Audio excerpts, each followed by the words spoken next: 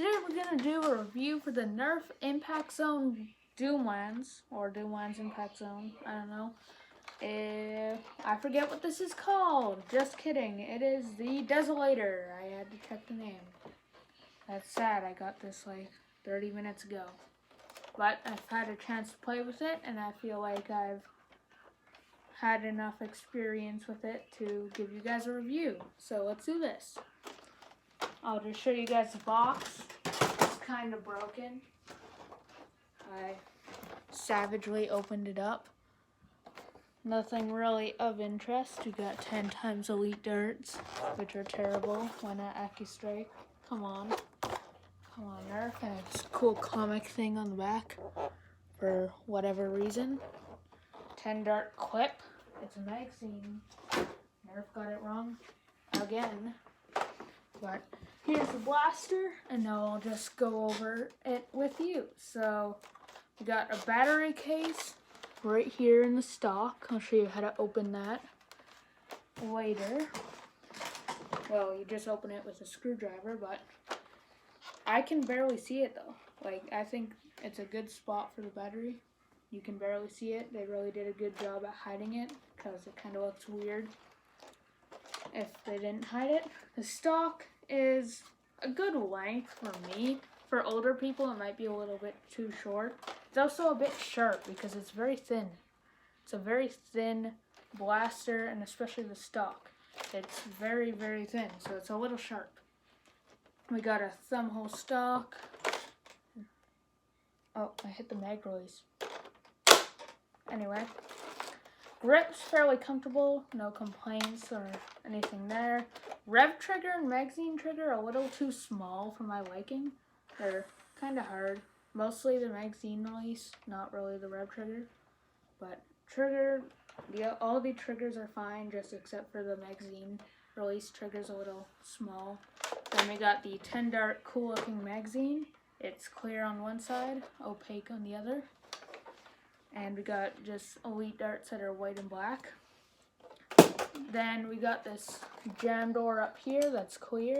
It opens really well. I like it. It's kind of like this strife jam door compared to other ones like the Hyperfire. That one barely opens and it's hard to clear out jams with it. This one opens a lot, so I like it. We got some cool stuff over here that you can see through. We got the flywheel cage right here where the flywheels are. Pushers over here somewhere. Normally you'd see the darts in there, but the magazine's not in it. And 2 tack rails on top. Nothing else really to talk about. There's a front grip here, and now I'll show you some firing. Okay, starting with the 10 dart banana mag that comes with the blaster.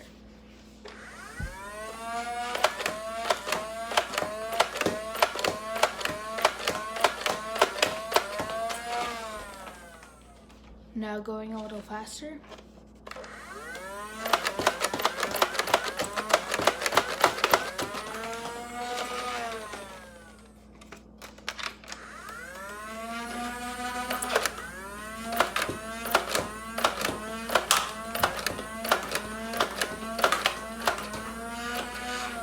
Hi, doggy.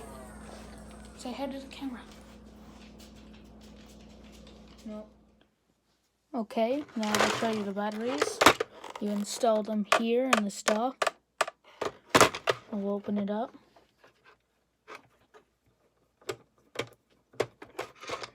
And you need to install 4 double A batteries. Like so. So, do I recommend the Doomlands Impact Zone Desolator? It kind of depends, because first off, it's very light. So if you're a little kid and you don't want something heavy, this will be perfect for you because it's very, very light. It only takes 4 AA batteries in here, like I showed you. So it's very, very light. Especially since this part's hollow and see-through. So it's very light. Next is a bad thing. This magazine magazine well, I should say, because if you try to put a big drum in this, like the Titan drum, it won't walk in because of this little piece of plastic here. So the drum won't fit in. With most mags it should work, but with drums it won't. It'll slide out and it won't go in all the way. So if that's important to you, if you need to be able to use drums, then this might not be the perfect blaster for you. So, in my opinion, I like this blaster. I have nothing against it. The drum thing isn't the best, but it doesn't look cool with any of the drums I put in it.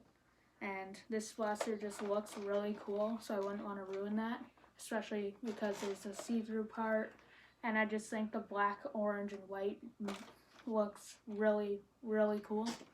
So I'm probably, if I'm going to use this, just use this mag or another banana mag because I think it looks cool.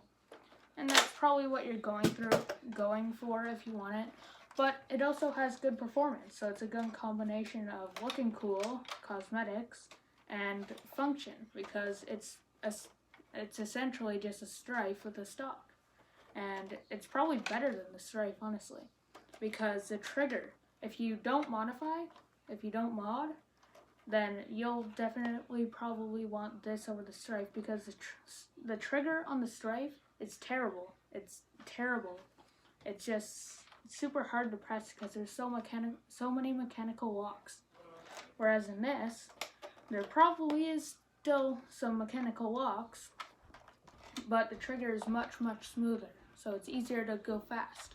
And that's important for some people, especially if you're fighting someone who has full auto, or if you're fighting a horde of zombies, whatever. Anyway, that concludes my review of the Doomlands Impact Zone Desolator. Desolator? It's kind of a hard word. Anyway, that concludes this review. Hope you guys liked it. Please like and subscribe, and have a good day.